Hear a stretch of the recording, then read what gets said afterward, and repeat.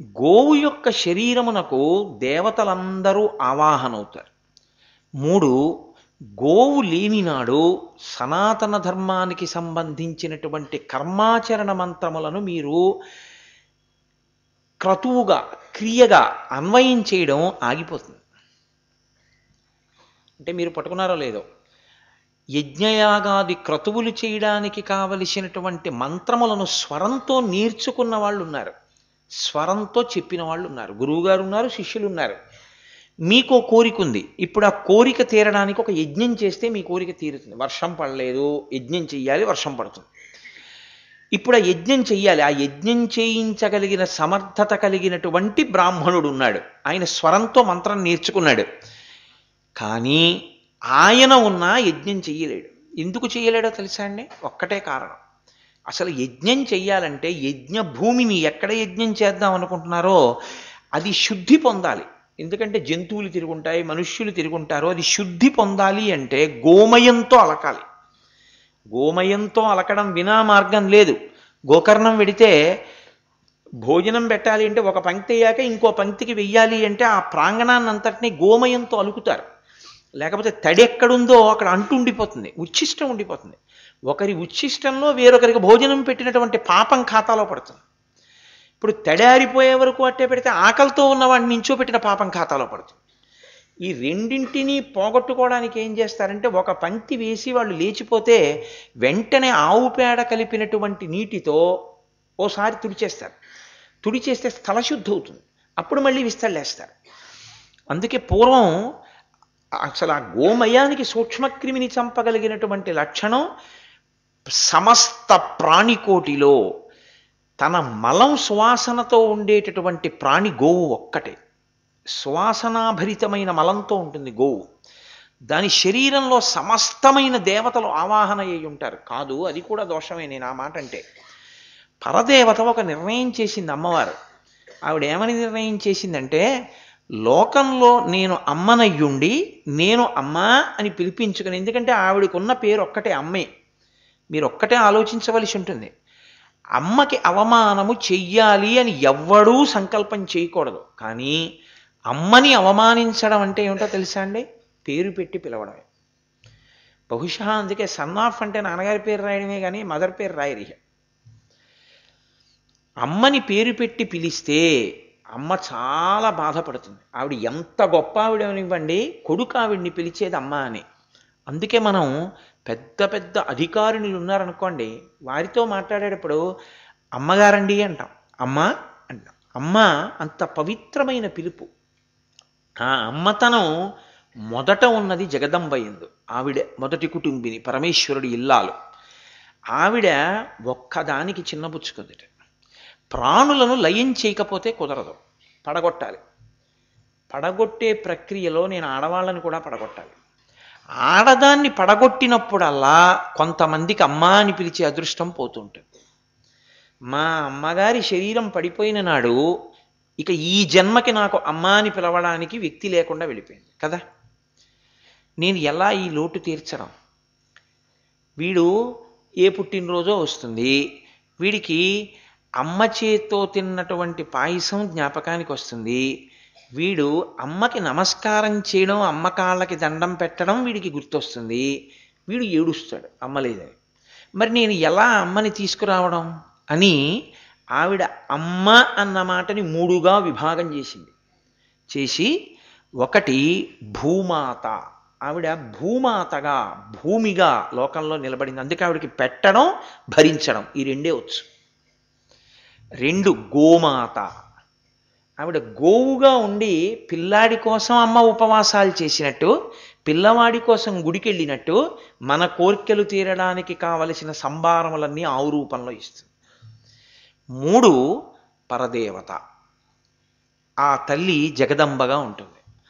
అందుకే అమ్మ లేదన్న మాట నువ్వు అనడానికి వీల్లేదు అంది అమ్మవారు. నీ పుట్టినరోజు నాడు నువ్వు అమ్మకి నమస్కారం చెయ్యాలనుకుంటే మా అమ్మగారు లేరనద్దు. నువ్వు గోశాలకెళ్ళి ఒక ఆవుకి 2 అరటి పళ్ళు పెట్టి గోవుకి నమస్కరించది మీ అమ్మకు అందుతుంది. అందుకే పీఠాలలో 3 పూజలు చేస్తారు. గజపూజ, అశ్వపూజ, గోపూజ. ఇందులో గజపూజ అశ్వపూజ పశుపూజయే. గోపూజ పరదేవతా పూజ. గోపూజ పశుపూజ కాదు. గోపూజ సాక్షాత్ పరదేవతార్చన. నేను ఎప్పుడు తరచుగా ఓ మాట చెప్తూ ఉంటాను. మహానుభావుడు శృంగగిరి పీఠాధిపతులు చంద్రశేఖర భారతీ స్వామి వారు ఒకానొకప్పుడు శృంగేరిలో శారదామాతని అర్చించడానికి వెళుతున్నారు. ఆ గురునివాస్ నుంచి తుంగానదిని దాటి శిష్యులు పూజాద్రవ్యాలన్నీ పట్టుకుని వస్తున్నారు. వస్తుంటే తీరా ఆయన గుళ్ళో కెడదామనుకుని వచ్చేటప్పటికి ఇంకొక 4 అడుగుల్లో గుళ్ళో కెడతాననగా ఒక పెద్ద ఆవు ఎక్కడి నుంచో వచ్చి రాజద్వారానికి అడ్డంగా పడుకుంది.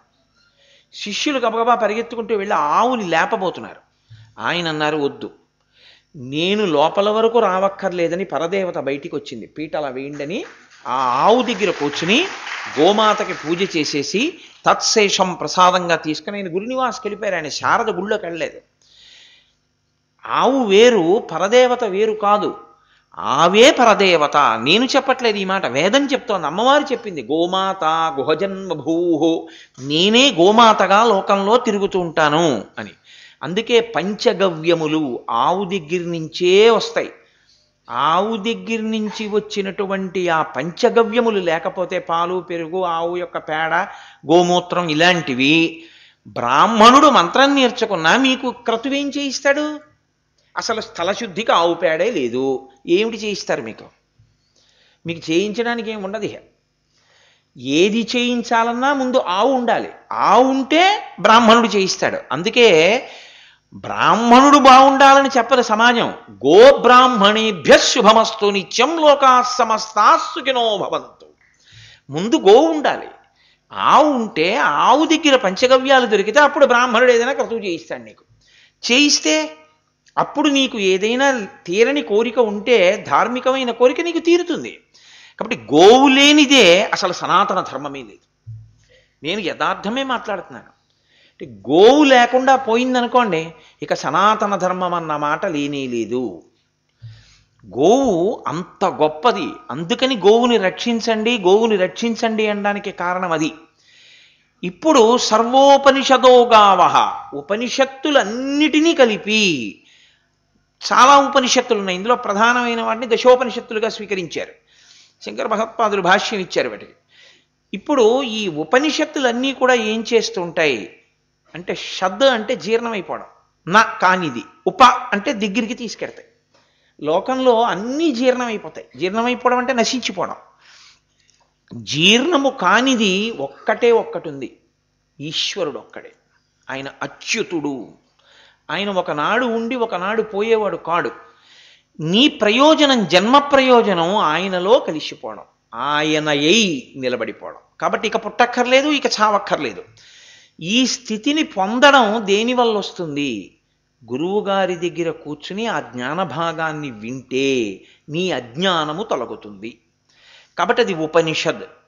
ఇప్పుడు సర్వోపనిషదో గావః, ఆవులన్నీ కలిసి,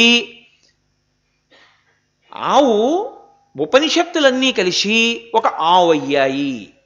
ఆవు అంత పవిత్రమైంది కదండి. ఇప్పుడు మీరు ఉపనిషత్తులు ఆవయ్యాయి అంటే వచ్చిన దోషం ఏం లేదు. ఉపనిషత్తులన్నీ ఆవయ్యాయి, జ్ఞానమంతా కలిసి ఆవయింది. అయినా ఆ ఒక్కటి అలా నించుందనుకోండి, మీరు పూజ చేయడానికి పనికొస్తుందేమో కానీ గోవు లోకమును సారంగా మార్చాలి. మీరు ఈ మాటను కొంచెం జాగ్రత్తగా పట్టుకోవాలి. మీకు ఎప్పుడైనా బోధ చేసేటప్పుడు విశ్వమునందు విశ్వనాథుణ్ణి చూపించాలి, లోకమునందు లోకేశ్వరుణ్ణి చూపించాలి తప్ప అసలు ఇక్కడెక్కడా నీకేమీ కుదరదన్నాను అనుకోండి, నేను ఏం చెప్పినా అవన్నీ నువ్వు అసలు ఈ శరీరం వదిలిపెట్టాకే పొందుతా ఉన్నాను అనుకోండి, అప్పుడు అనుమానంలోకి వెళుతుంది. వీడు చెప్పిందంతా నిజమో కాదు అంటే. కాదు, సనాతన ధర్మం యొక్క వైభవం ఏమిటో తెలుసా అండి? లోకమును సారముగా మారిస్తే లోకనాథుడవుతాడు, విశ్వమును సారంగా మారిస్తే విశ్వనాథుడవుతాడు. ఆభరణములను చూడకు, బంగారాన్ని చూడు. ప్రమిదలని, పిడతల్ని, మూకుళ్ళని, పాలికల్ని చూడకు, మట్టి చూడు. ఇసుకలో చేసిన బొమ్మలు, సైకతలింగాలు చూడకు, ఇసుక చూడు. కొయ్యతో చేసిన బొమ్మలు చూడకు, కొయ్య చూడు. ఇప్పుడు నామరూపములు చూడకు, నామరూపములు తయారైన సత్యమును చూడు. అది సత్యవస్తు దర్శనం. అసత్య వస్తువును ఆధారం చేసుకునే చెయ్యాలి. అసత్య వస్తువు లోకమే, జగత్తే. జగత్తును ఆధారం చేసుకుని జగన్నాథ దర్శనం చేయించాలి గురువు. అంతేకాని అసలు జగత్తును పక్కన పెట్టేసి మాట్లాడతాను నేను అంటే అది శిష్యుడికి అందే విషయం కాదు. కాబట్టి గోవు సారమును అందించాలి. గోవు ఏం చేస్తుంది? ఇందులోదే తిని మీకు సారం ఇస్తుంది. ఏది తింటుంది అంటే నిజానికి బ్రహ్మమును చేరుకోవడం అన్న స్థితికి వచ్చేశాక ఇదంతా నిస్సారమే. నిస్సారమని మనకు అనిపించింది ఏదో దాన్ని సారం చేస్తుంది. అందుకని గోవుతో పోల్చారు. అది చూడండి ఏం తింటుంది? గడ్డి తింటుంది. మనకెవ్వరికీ అక్కర్లేంది అది కదండి. బుద్ధిహీనుడైపోతే నువ్వు గడ్డి తింటున్నావు ఏట్రా అంటారు. ఎందుకు పనికిరానిది అన్ని కోణాల్లో. మీరు చూడండి అత్యంత చులకన అనుకోండి, గడ్డి పరక కన్నా చులకనండి ఆయన అంటారు. సీతమ్మ తల్లి గడ్డి పరక పెట్టింది రావణాసురుడు వచ్చినప్పుడు. కాబట్టి గడ్డి పరకలన్నీ తింటుంది ఆవు. అన్నీ తిన్న ఆవు గబగబా తిని ఒక చోట కూర్చుని బాగా నెమరవేస్తుంది. కడుపులోకి వెళ్ళిపోయిన దాన్ని గబగబా తిన్నదాన్ని మళ్ళీ ఉండలు ఉండలుగా నోట్లోకి తెస్తుంది. మా చిన్నతనంలో మేము ఆవు నెమరవేయుట అని మాకు ఒక క్వశ్చన్ ఉండేది. బహుశా ప్రాక్టికల్గా అందేది అదే కదూ. నేను స్కూల్ నుంచి వస్తూ ఆవు పడుకుని నెమరవేస్తుంటే మేము అలా చూస్తూ ఉండేవాళ్ళం. గురువుగారు చెప్పారు కదా చూద్దాం అని. నిజం కూడా మీరు ఇప్పటికీ చూడొచ్చు. ఆవు నెమరవేసేటప్పుడు ఆవు యొక్క ముఖాన్ని మీరు చూడండి, ఆవు తినేటప్పుడు ఉండే ముఖాన్ని చూడండి, చాలా తేడా ఉంటుంది. తినే ఆవు తొందరగా తింటూ వెళ్ళిపోతుంది. నెమరవేసే ఆవు నిలబడి నెమరవేయడం కన్నా పడుకుని నెమరవేయడాన్ని ఇష్టపడుతుంది. అది నెమరవేసేటప్పుడు చాలా మెల్లగా నవ్వులతో అరమోట్పు కన్నులతో ప్రశాంతంగా నెమరవేస్తుంది. గురువుగారి నోటి వెంట వచ్చిన వాక్యములను బాగా పట్టుకుని మళ్ళీ నిధిధ్యాసనంలోకి వెళ్ళేటప్పుడు ఆ స్మరణ చేసేటటువంటి శిష్యుడు అంత జాగ్రత్తగా వాటిని తిప్పాలి. బాగా నవిలి మింగుతుంది. మింగేటప్పుడు గంగడోల్లోంచి ఇలా వెళ్ళడం కనపడుతుంది మీకు. ఇది వెళ్ళిపోగానే నోరు ఖాళీ కదండి, అలా మూసి ఉంచుతుంది. మళ్ళీ ఏదో త్రేయించినట్టు చేస్తుంది. కడుపులోంచి ఒక లొంగ, ఒక ముద్ద ఇలా ప్రయాణం చేసి నోట్లోకి రావడం కనపడుతుంది. చర్మం మించి ఉబ్బుగా కనపడుతుంది. మీరు ఇప్పటికీ చూడొచ్చు. అది మళ్ళీ ఇలా నోరు తెరుస్తుంది. కొంచెం నురగగా ఉన్న పచ్చి గడ్డి ముద్ద కొంత నోట్లోకి వస్తుంది. మళ్ళీ ఇప్పుడు దాన్ని బాగా నవ్వులుతుంది. పనికి మారినటువంటి గడ్డంతా తిన్న ఆవు పసిపిల్లల నుంచి వృద్ధుల వరకు, రోగుల నుంచి ఆయాసం ఉన్నవాడి వరకు తింటే జీర్ణమైపోయే పాలగా మార్చేసి ఈ ప్రక్రియ చాలా కష్టం. అదంత తేలికైంది కాదు. అది మీకు పనికొచ్చేది తినలేదు. మీరు మళ్ళీ దాని దగ్గర పుచ్చుకోవడానికి మీకు అక్కర్లేని దత్తింది. అది మళ్ళీ సారవంతమైన పాలను మీకు ఇవ్వాలి అంటే దూడ వినా మార్గం లేదు. మీరు తీసుకొచ్చి అక్కడ ఏం పెట్టండి అది పాలు వదలదు. అది పాలు వదలాలంటే ఒక్కటే మార్గం. ఆ కట్టుకొయ్య దగ్గర అటు ఇటు తిరుగుతూ ఎప్పుడెప్పుడు అమ్మ పొదుగు దగ్గరికి వెళ్ళిపోదామా అని ఆర్తితో ఉన్న దూడ వంక అలా చూస్తూ ఉంటుంది. ఇలా కట్టుకొయ్య నుంచి విప్పగానే అటు ఇటు కుర్తి దగ్గరికి, బకెట్ దగ్గరికి, బింది దగ్గరికి పరిగెత్తదు దూడ. అది పరిగెత్తేది ఒక్క గోవు దగ్గరికే పరిగెడుతుంది, తల్లి దగ్గరికి. వెడుతూనే పొదుగు దగ్గరికే వెడుతుంది. పరిగెత్తుకుంటూ వెళ్ళి ఇలా మోర ఎత్తి ఆ పితుకు నోట్లో పెట్టుకుని చప్పరించి 2 గుద్దులు గుద్దుతుంది. అంతే, వదిలేస్తుంది పాలు. గురువుగారు ఎందుకు వదిలిపెట్టేస్తాడు? తాను లోపల బాగా చదివి అనుష్ఠానంలోకి తెచ్చుకున్నటువంటి బ్రహ్మజ్ఞానాన్ని గురువు ఎందుకు బోధ చేస్తాడు? పరిగెత్తుకుంటూ వచ్చి గురువుగారు మీరు వినానన్ను ఎవరు గట్టెక్కిస్తారని వచ్చి పాదములు పట్టుకుని గట్టిగా తలని పాదాల మీద తాటించి నమస్కరించి తలపైకెత్తి చూచిన శిష్యుని యొక్క పరివేదన చూసి ఉండలేక బోధ చేసేస్తాడు. దాచుకోవడం ఆవుకి ఎలా చేత కాదో కొంత చెప్పి మిగిలింది చెప్పకుండా ఉండడం గురువుగారికి చేత కాదు. అందుకని అలాగే పోల్చారు. భగవద్గీత గురించి మాట్లాడితే ఆ శ్లోకాన్ని చెప్పారు. కాబట్టి సర్వోపనిషదో గావః. ఇప్పుడు సారవంతమైన పాలు గోవులోనే ఉన్నాయి. సర్వ ఉపనిషత్తుల యొక్క సారాంశమైన బ్రహ్మ విద్య యోగశాస్త్రము గీతాంతర్గతముగా ఉంది.